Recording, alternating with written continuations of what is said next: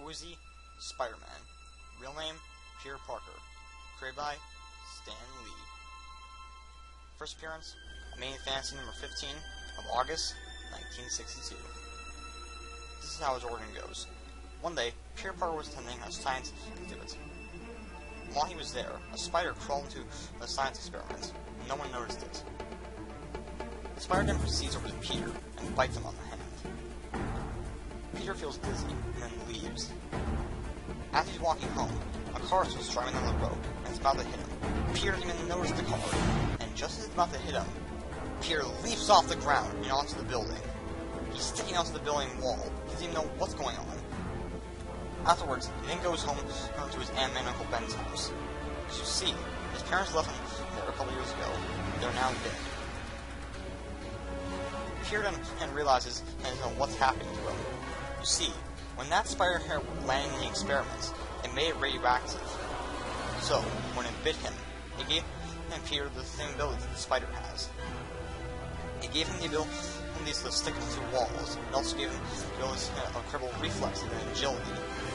He also had something called a spider sense, which would sense him of danger nearby. He soon decided to use these abilities to win money. So he entered a wrestling competition with a man named Pusher Hogan. You see, the catch was, anyone could stay in the ring for 10 minutes for Crusher, he would win. Of course, there was no problem for Peter. Afterwards, Peter then goes home and makes web shooters. The web shooters were weapons he puts on his wrists, where he could shoot web fluids at them. How they work is, he puts his two middle fingers on his palm and then web shoots at them. Afterwards, he also made a red and blue costume for himself and became Spiderman. He soon did show business on TV. Everyone was amazed of his incredible stunts. Everybody thought they were fake, but of course, they weren't. One night after a show, when he was still in his Spider-Man costume, a thief run by him and a police guard is trying to catch him. He lets the guy get away, and the cop asks him why, and he just says, "It's not my business." Afterwards, he goes back to his aunt and uncle's house, and when he gets there, there's a police car outside. He's wondering what's happening, so he goes inside and asks the police officer what's wrong. He sees Aunt May crying. The police officer tells him that his Uncle Ben has been gunned down. Peter's so upset. He learns that the police have a lead on the man who killed Uncle Ben, so he goes and puts his Spider-Man costume on and goes and hunts him down. Afterwards, he corners him in an alleyway and is about to finish him off. But when he takes the mask off him, he realizes it's the same thief. It's the same thug he let get away earlier that day. He realized it's his fault that Uncle Ben is dead. He could have done something. He could have prevented the murder. But there's nothing he can do now. Peter afterwards decided to carry on the legacy of Uncle Ben and fight crime to make sure nothing like this ever happens again. Peter learned that day, with great power comes great responsibility. Now I mentioned briefly ago that his parents have died. But what if I told you there's more to that story? Well, yes, there is. You see, in Amazing Spider-Man Annual number 5, Peter found a newspaper clipping that Aunt May was hiding from him. It was a newspaper clipping about his parents. You see, they died in a plane crash, but there was also more to that story. He learned that actually they were traitors to his country. Peter couldn't believe it, and he didn't want to believe it. So, he wanted to learn more about this story. He went to Algeria, where he went into a secret anti-American conspiring, where his father was a card-carrying member. There, he encountered the owner of that place, the Red Skull. Pearson's escaped, but with no evidence still. The Red Skull then sends off a man called the Finisher to stop Spider-Man from getting away. He chases down Spider-Man in his car and shoots missiles at him. Spider-Man chases the missiles back to his car and destroys it. The Finisher is now dying, but Peter just asks the Finisher with his last words about his parents.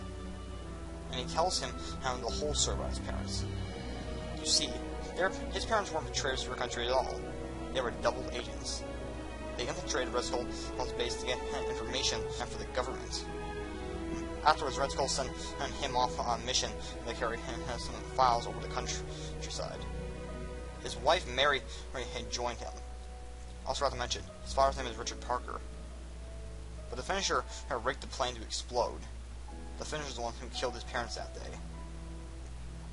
Afterwards, he went back to the base where the Red Skull was at, and found some actual proof, the proof that his parents weren't traitors to their country. It was his father's ID card that said he was a government double agent. Afterwards, more details were revealed about Piers and his parents. In the untold stories of Spider-Man number 1, it was revealed that his parents were actually shield agents. Everything else mainly stayed the same. Throughout the years, people learned more drastic and difficult stuff throughout his career as a superhero. One of those things was in Amazing Spider-Man number 50. And Aunt May got hurt, and she went to a hospital, but it was on the other side of the city. Peter had the web sling and all the way to that side of the city to see her. But criminals kept getting in his way. He had to try and stop them. It was taking away his time trying to get to Aunt May. Peter after that had realized that he can't be Spider-Man anymore, because it interferes with his real life. Afterwards, he quit. But one day he saved a security guard, and he realized the security guard looked like Uncle Ben a bit. And he realized why he became Spider-Man on that day. He realized it was to avenge his death, and carry on his legacy. And of course he remembered, with great power comes great responsibility. And once again, he was Spider-Man. One of the biggest things he went through as Spider-Man was in Amazing Spider-Man number 121. In that comic is when his love of his life, Gwen Stacy, died. In a battle of his arch enemy, Norman Osborn, aka the Green Goblin, he threw Gwen Stacy off the Brooklyn Bridge. Spidey threw a web at her and catched her. But sadly, the friction from the web caught her, snapped her neck. It may have been the Goblin who threw her off the bridge, but it's Spider-Man's fault that she died. But blame the Goblins to their fears.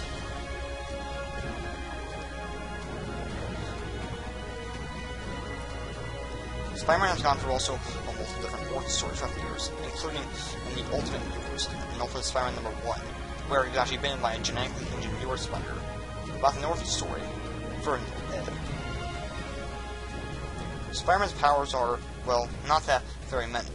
Of course, he has his web shooters, which can shoot webs for them. He also been able to use those web shooters to make other things, like web and parachutes. He also can stick to walls, of course, has incredible reflexes and agility, and of course, spider sense. Throughout many other storylines, it's revealed that Spider-Man has secret other powers that he never knew about. Like, there's times where he could change into a giant spider, or even re-go back an eyeball. Throughout the years, he learned more that he had other unique powers that he never knew about. He just had to unlock them. Of course he did, but didn't keep them. These powers included organic webbing, and even regrowing back body parts, like an eyeball. Of course, he never accepted these powers, but the current Scarlet Spider, Kane, did. But of course, that's another origin story for another day. And that's it. That was the origin story of Spider-Man. And hope you guys all enjoy it. Please leave a like, comment, share, and subscribe. And if you want to see more origin stories, I'll see you guys all later. Bye.